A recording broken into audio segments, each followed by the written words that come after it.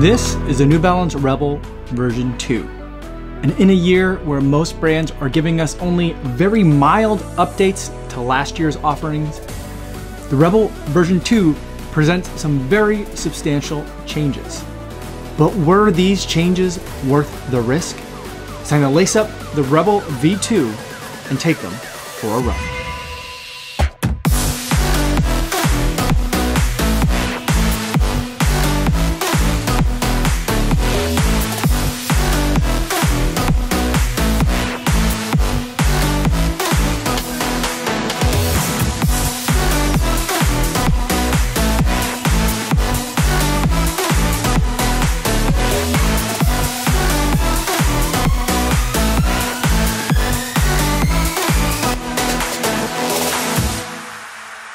.41 miles, 8 minutes, 33 seconds per mile, 155 beats per minute today on average for the entire run, where I had some easy miles, and I also spent some time at marathon effort, at threshold effort, and I did some strides as well, so I can take the Rebel V2 for a first run. Now, before I give you my thoughts on this shoe after just the first run, I do want to go over some disclosures. This is a pair of shoes that I purchased myself. No one sent it to me, no one's paying me to make this video, and no one's gonna get a chance to preview any of my footage or my thoughts before you guys get a chance to see this video on YouTube. So with that disclosure out of the way, let's talk about the New Balance Rebel version 2. This year we've got a 30mm stack height shoe with a 6mm drop, giving us 24mm of fuel cell foam in the entire midsole. Last year, the shoe had quite a lot of other different things going for it. It had a TPU shank in the forefoot as well. None of that's here, as far as I know. In this version, we were getting just fuel cell foam in the midfoot. In the upper, we have a mesh material that is very breathable and also somewhat see-through. Even the black mesh material that's up top is somewhat see-through as well. And it is very soft and very flexible.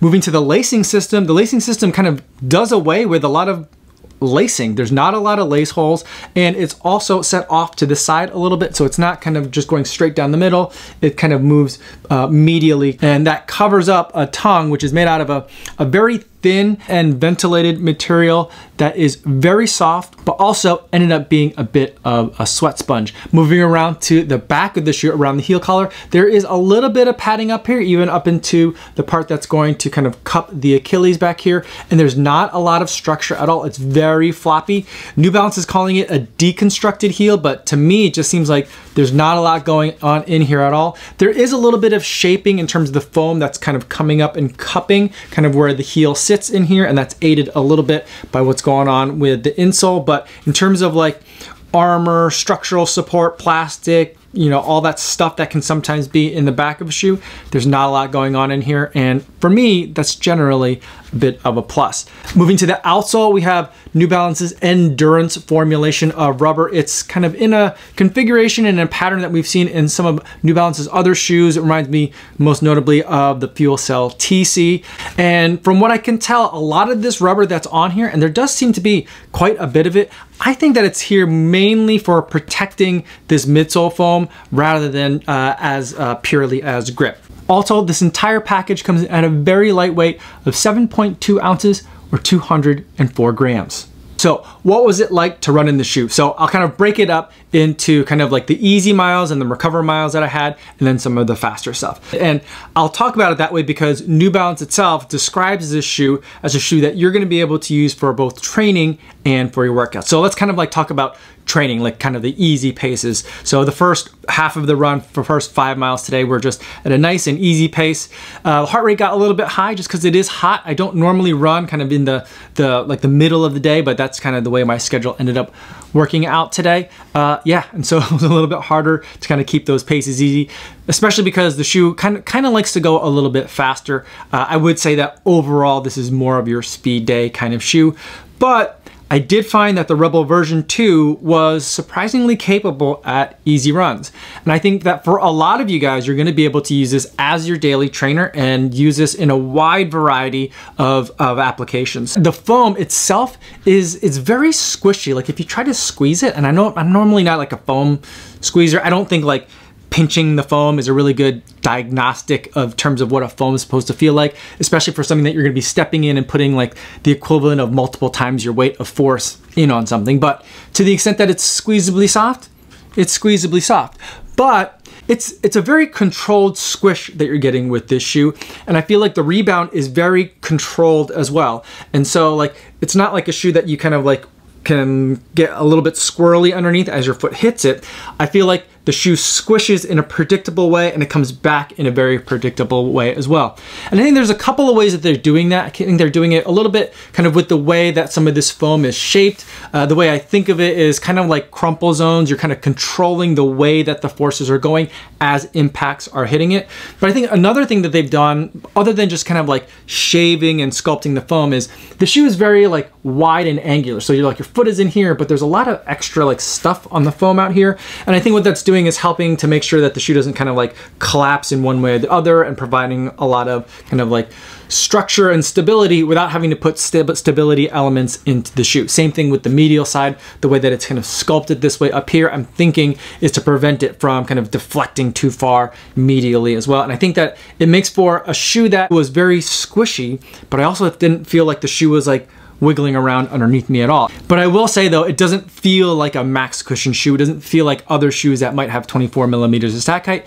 It feels like a much lower stack height shoe. It was kind of an unusual combination of feelings where I felt a lot of great things together at the same time that normally don't go together. Normally a great road feel kind of shoe normally feels very firm underneath, and a very squishy shoe normally feels a little bit unstable underneath, but somehow these are all working together in nice combination. And because of that, I think that in terms of using this shoe for as a daily trainer, I think it'd be ideally suited for just kind of like your regular easy runs and maybe medium length runs to go on kind of the longer distance side. I'm not sure this is something I would want to take for my longest runs that are coming up in my marathon training block, but I think for like medium to shorter distance, like kind of like your everyday regular distance, I think that this shoe is going to be able to handle those types of days really well. And the lightness of the shoe is also going to help you enjoy those easy miles. But I think the real purpose of this shoe and where the shoe is going to do the best is when you're bringing it for a workout. So for today, after the 5 miles, I put it through in a marathon mile, an easy mile, a threshold mile, another easy mile to recover, just some extra long recoveries because I'm wanted to put the shoe through the paces, not necessarily go through like a full workout. And then I also threw some strides in there. So I had everything from kind of marathon pace down to mile pace for today. And I'm gonna kind of talk about marathon and threshold kind of the same, because I feel like the feelings I was getting was very similar throughout kind of like that kind of like band of effort and that amount of like energy that I'm putting into the shoe. And I feel like the shoe does just an absolute fantastic job. So while I said that the shoe is real squishy at easy paces, I feel like this fuel cell foam, like there might be a bunch of it and some of it squishes really easily, but I feel like once you kind of, there's a limit to how much it'll kind of like compress and deflect. And once you're getting to like that limit, that's where I feel like I'm getting some of that road feel, even though there's more like potential squishing that can happen.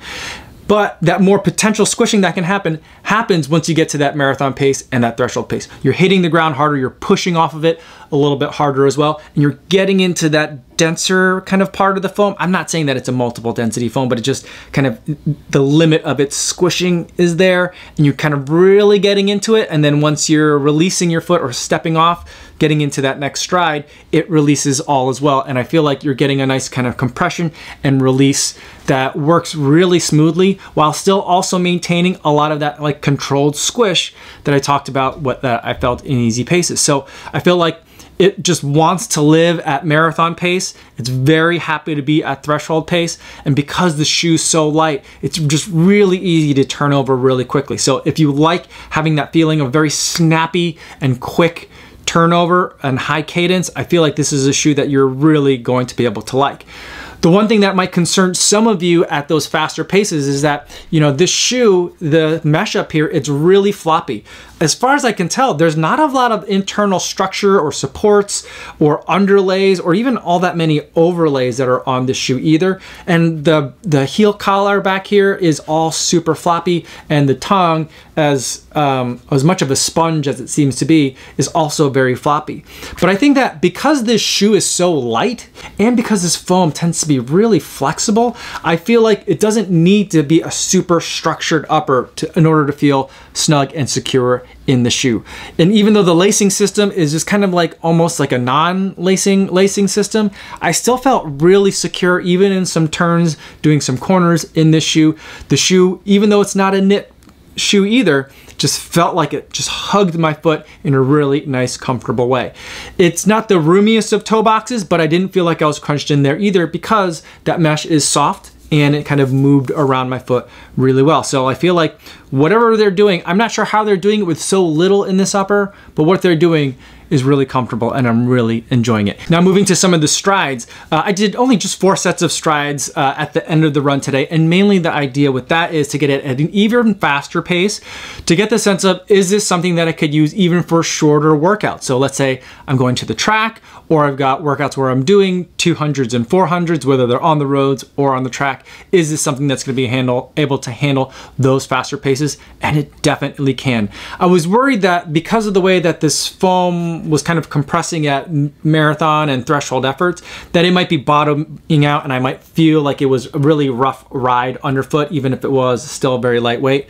But it still felt really good to run in it. I felt like even though at my fastest paces, at my most kind of like forceful running, I still felt like a lot of the impact from the road was being absorbed. And again, because the shoe is just so incredibly light, I was able to get that turnover real quick. So that tells me that this is a shoe that pretty much you can use for an extreme wide range of use cases, whether it's an easy run all the way up to a track workout in terms of the speeds. I still think that even if there's a lot of marathon miles and threshold effort miles in that, I don't know that I would necessarily want it for a very, very long run. So like for me, that means like over a half marathon, I probably wouldn't pick this shoe. But for anything that I'm working on, and that's a vast majority of my running is not really that long. So vast majority of my stuff is going to be like that half marathon, maybe 15 miles or shorter. I feel like that's where this shoe is definitely going to be a contender for something that I might want to take out for the day. But overall, I will say though, I'm very happy with a lot of the changes that they made. Now, this shoe, I've come into it a little bit later than a lot of the other reviewers out there, and I try to stay away from kind of other people's thoughts for a shoe that I know that I'm gonna review. But I've gotten the overall gist that people are just absolutely loving the shoe. I'm not sure that I love it quite as much as everyone else does, and for me, the main reason for that, the only reason for that, is because I just don't feel like I could take it for like a 15 or 17 or 20 mile run. And a shoe that's light and that likes to run at marathon pace as much as this shoe does, I feel like would be nice to have there. I mean, don't let kind of like my tempered enthusiasm kind of detract from the fact that I do think that New Balance has a hit on its hands with the New Balance Rebel version 2. It's a really great shoe, and I think that a lot of you are really going to like it. I'm really looking forward to putting a lot more miles into it and also comparing it to some other shoes, not only in kind of like the daily trainer category, but also in that speed shoe category too, those other shoes that you might use for workouts, whether they're on the road or on the track. So if you want to see some of those comparison videos coming up, hit that subscribe button so that you can be sure to be able to see those once they come out. If you have any questions about the Rebel version 2, feel free to put them in the comments down below, or better yet, feel free to stop by the live stream that I do Monday through Friday right here on YouTube. I'd love to be able to talk to you guys in the chat. That's all I have for today, everybody. Thanks so much for making it all the way to the end of the video. Hopefully you guys are staying safe out there on your runs, and I'll see you in the next one.